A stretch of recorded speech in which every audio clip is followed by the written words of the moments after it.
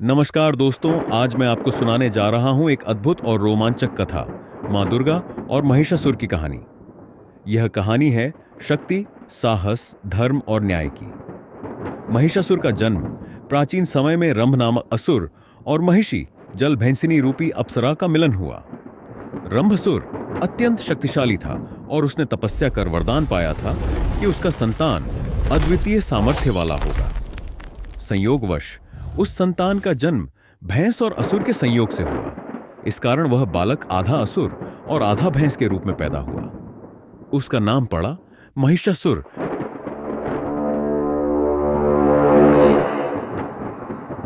महिषासुर वरदान और शक्ति महिषासुर ने कठोर तपस्या की और ब्रह्मा जी को प्रसन्न किया। उसने वरदान मांगा, हे प्रभु, कोई भी देवता, असुर या मानव मेरा वध न कर सके। ब्रह्मा जी ने कहा, तथास्तु।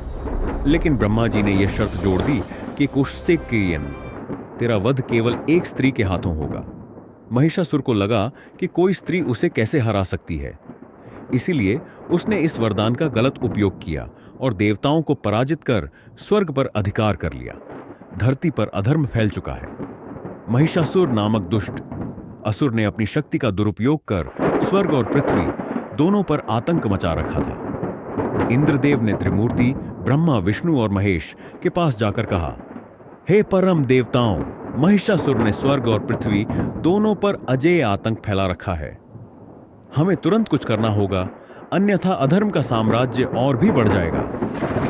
देवताओं ने अपनी शक्तियों का संगम किया और उसी शक्ति से जन्मी मां दुर्गा।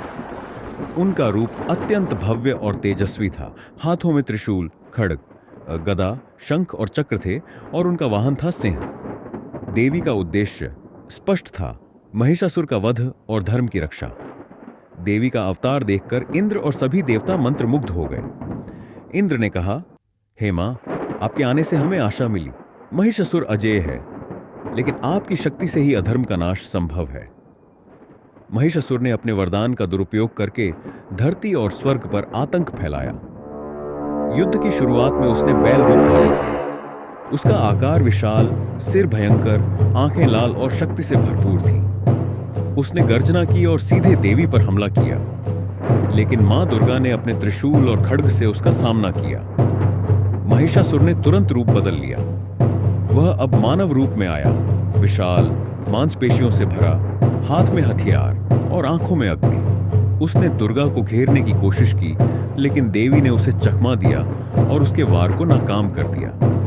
महिषासुर ने फिर सांप का रूप धारण किया। उसकी लंबी, विषैले दांत और लचीली शरीर संरचना उसे बेहद खतरनाक बना रही थी। दुर्गा ने अपने चक्र और गदा का इस्तेमाल करते हुए उसे मारने की कोशिश की। सांप के रूप में महिषासुर तेजी से घूमा और हमला किया, लेकिन देवी की तेज बुद्धि और शक्ति से वह हर बार चकित हो गया। फिर महिषासुर ने विशाल राक्षस रूप धारण किया। उसका शरीर अग्नि से भरा, आंखों से आग निकल रही थी और दांत इतने बड़े कि पर्वत भी उसके सामने छोटा लग रहा था। उसने दुर्गा पर जोरदार वार किया, लेकिन मां दुर्गा ने सिंह पर सवार होकर अपनी पूरी शक्ति लगाई और उसे हराया।